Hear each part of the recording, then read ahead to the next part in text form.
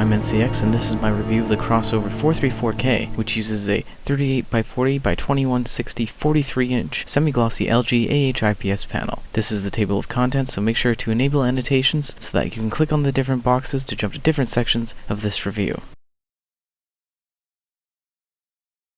The Crossovers menu is not set to English by default, but changing it to English is really easy. Simply go into the bottom menu and select the first of the sub-menus and select English.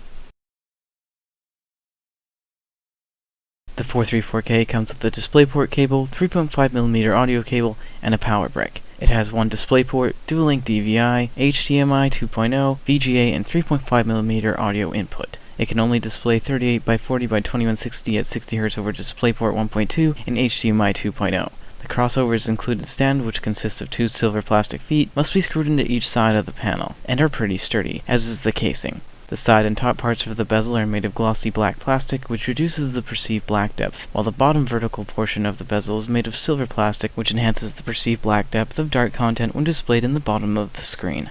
It also has menu buttons located on the back of the monitor, but they are hard to use, especially compared to the included remote. The Crossover 434K is LED PWM dimming or flicker free, regardless of how high or low the brightness is set. And this is good because LED PWM dimming makes some people suffer from health issues like headaches and eye strain, as well as ruins motion clarity. The Crossover uses a semi-glossy coating, which is completely grain and sparkle free, and is nearly as reflective as a glossy coating, but suffers from more white glare which looks hazy instead of transparent like it does on a glossy coating. The semi-glossy coating does slightly reduce the color vibrancy and clarity compared to a glossy coating and plasma deposition coating, but it also vastly enhances the perceived black depth and is completely grain and sparkle free, unlike matte coatings.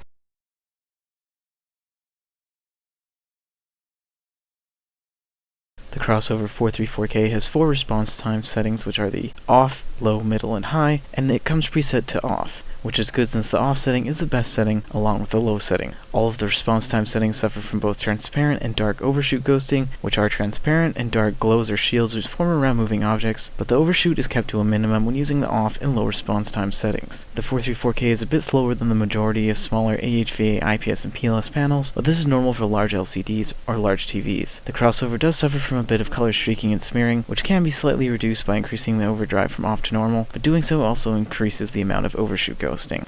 The 434K is indeed slower than many of the smaller 21.5 to 32-inch AHVA, IPS, and PLS panels. However, it is also quite a bit faster than large LCDs, such as VA panels used in TVs, which use LED PWM dimming, which ruins motion clarity. The Crossover 434K does not use LED PWM dimming, so it is free from PWM-induced motion artifacts, flicker, and PWM blur. And as far as large monitors or TVs go, the 434K is actually pretty fast, so it's hard to fault it for being slower than much smaller monitors.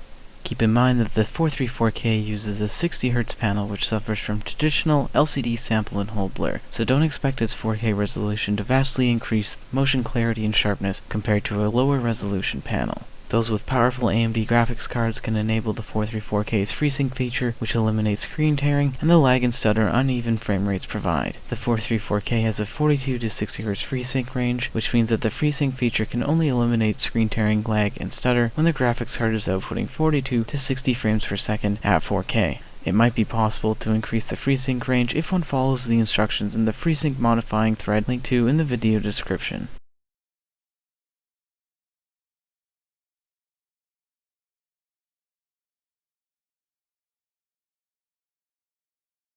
I cannot determine if the 434K will vastly enhance one's gaming experiences, since it truly depends on how powerful one's PC is and if one is used to gaming on monitors with high refresh rates. I enjoy playing console games and slower PC games like Fallout 3 on the 434K, but still prefer the smoother, more responsive experience a 144Hz, 27-inch 1440p monitor with G-Sync or FreeSync can offer. A strong case can be made for the Crossover's abilities to those who own powerful AMD graphics cards which can take advantage of FreeSync and 4K, and because the 434K's semi-glossy coating allows it to look clearer and more vibrant than matte 144Hz 27-inch 1440p AHVA panels, as well as suffers from less white glow when displaying dark content. A strong case can also be made against the 434K for gaming compared to a 27-inch 144Hz AHVA panel with free or G-Sync, since 4K requires far more GPU power to drive, and because the 434K 434K is less responsive since it has a frame of input lag and a maximum refresh rate of 60Hz, as well as inferior color preset accuracy compared to the 27-inch 144Hz AHVA panels with G-Sync and FreeSync.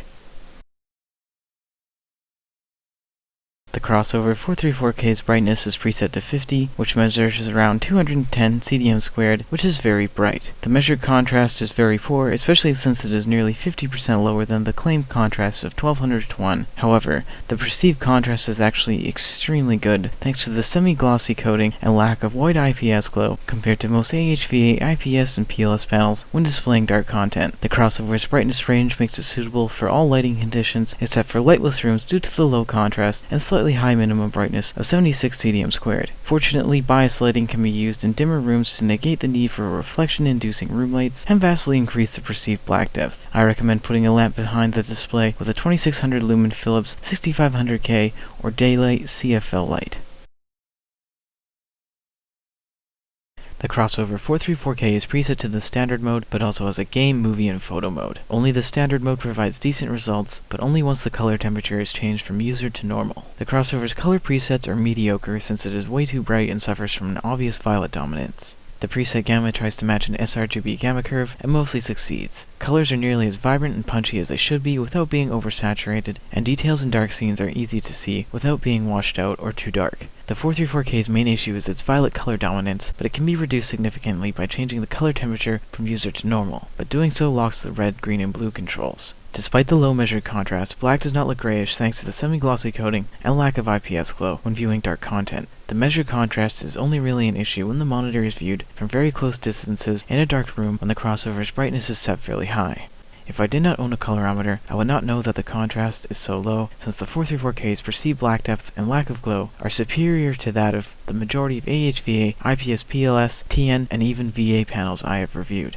The crossover looks quite vibrant and fairly natural once the color temperature setting is set to normal, but it still suffers from a light violet tint, so it's not suitable for work which requires very accurate colors. The crossover's default color settings are mediocre, but the color accuracy and image quality can be significantly improved simply by changing the color temperature from user to normal. I've reviewed quite a few cheaper and more accurate AHVA, IPS, and PLS panels, but they're much smaller and most suffer from far more white glow when displaying dark content compared to the crossover.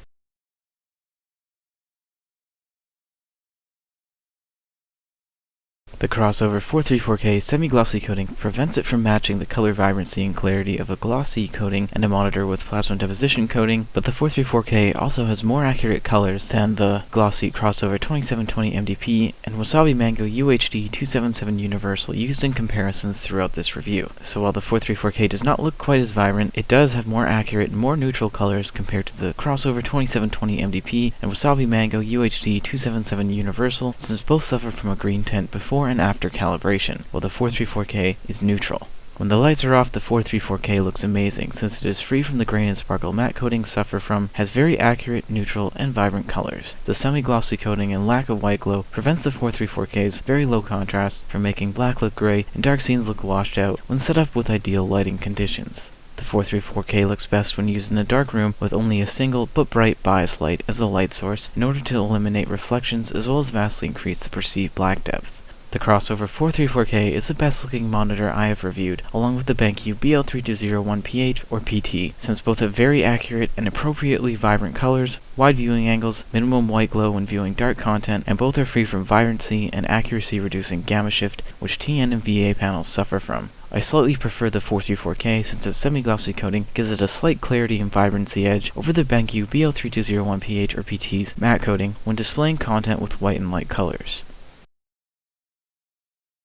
As previously mentioned, the crossover's low measure contrast is very misleading, since dark content does not look washed out and black only looks grayish if the monitor is placed in a lightless room with its brightness cranked. The unit I reviewed is free from backlight bleed, and it suffers from far less glow than most AHVA, IPS, and PLS panels. Dark content looks contrasty, and black looks black when the lights are on, but not as black when the lights are off. However, the perceived black depth can be vastly increased with the smart placement of a bias light or a light behind the monitor. Doing so eliminates reflections, as well as vastly increases the perceived black depth. I recommend using one daylight or 6500K 2600 lumen Philips CFL in a lamp behind the display.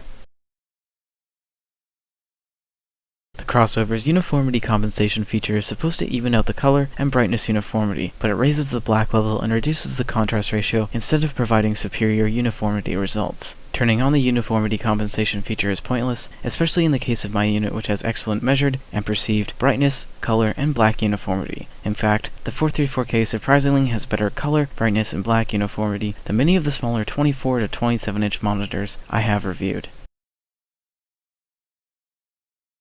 The crossover 434K has very wide viewing angles which do not inhibit the viewing experience in any way when viewed head-on from more than 85 centimeters away. The edges of the display appear to become slightly lost in shadow or slightly cut off by a transparent black shadow when viewed from less than 85 centimeters away. The shadow effect is completely absent when viewed from at least 110 centimeters away, but only becomes truly problematic when viewed from less than 85 centimeters away. The crossover's viewing angles are as wide as the best AHVA, IPS, and PLS panels, aside from those which use glow-free panels like my QNX QX2710 and high-end AZO CG and CX monitors, which are also glow-free. I like to sit around 80 centimeters away to make the 434K completely fill my field of view and provide the most immersive experience when gaming, and 120 centimeters away when using it for non-gaming related tasks. Sitting further away allowed me to see everything and eliminate the need to move my head around to see the different parts of the screen. When viewed head-on, the crossover 434K exhibits the least amount of glow out of all of the AHVA, IPS, and PLS panels I have reviewed, aside from the BenQ BL3201PH and my glow-free QNX QX2710. I recommend sitting at least 85 centimeters away, which is only 25 centimeters more than the minimum viewing distance I recommend for non-glow-free or low-glow 27-inch AHVA, IPS, and PLS panels.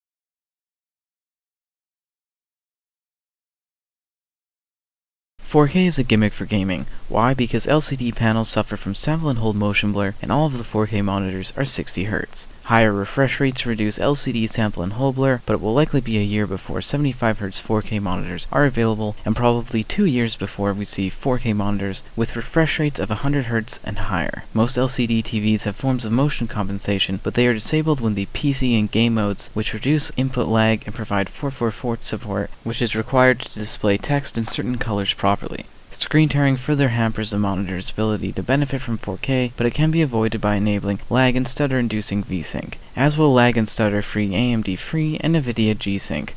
Unfortunately, I don't own a powerful AMD graphics card, so I cannot test out the crossover 434K's FreeSync performance.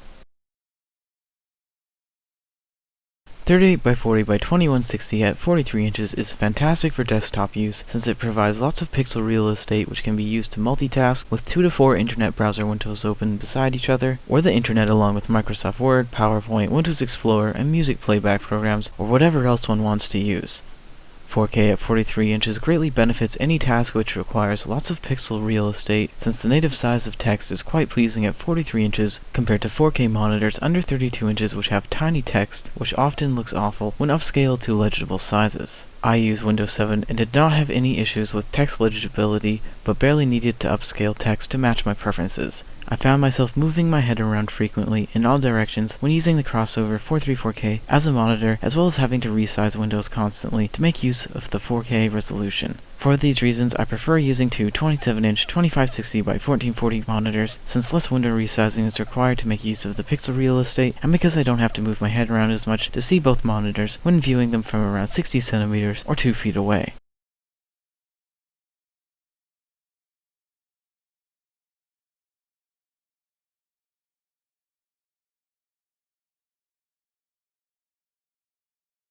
The 434K lacks fatal flaws, but it's also not an amazing monitor either, because it has mediocre but improvable preset color accuracy and average gaming performance in terms of pixel response times and input lag compared to monitors released in the past year. However, if compared to modern TVs, the crossover 434K comes out ahead of most of them, since most TVs use LED PWM dimming, which ruins motion clarity and makes some people suffer from health issues like headaches and eye strain, while the crossover does not. Most TVs use VA panels which have less wide viewing angles and less even and less saturated colors, since VA panels suffer from horizontal gamma shift. TVs do not support AMD FreeSync, which means they're stuck with lag and stutter-inducing VSync or screen tearing when VSync is turned off. The 434K is an immersion-enhancing monitor, since its lack of glow allows one to sit from close, field of view filling distances, and because its FreeSync feature allows it to be free from lag and stutter-inducing VSync, as well as screen tearing. The 434K's 4K resolution preserves the sharpness of the large panel, and its grain haze and sparkle-free semi-glossy coating enhances the clarity and vibrancy of colors, especially compared to matte displays. The 434K won't win any awards for being fast or having accurate color presets, but its preset color accuracy is easily improvable simply by changing the color temperature from user to normal, and its performance and big screen immersion simply can't be matched by smaller monitors, though I am assuming that those who are interested have powerful computers and graphics cards which can take advantage of the high resolution. The 434K is easily the best looking display I have reviewed, along with the BenQ BL3201PH or PT, but I don't think that 60Hz 4K gaming is worth the investment required to obtain a PC powerful enough to output over 40 frames per second at 4K in newer and upcoming games. I'm still waiting for a 144Hz, 27-inch, 1440p AHVA IPS or PLS panel with a glossy coating and G-Sync support, but it seems that no manufacturer wants to make a glossy gaming monitor. This concludes my review. Make sure to refer to the video description, which contains a link to my typed review, which contains my console settings, monitor settings, and ICC profile.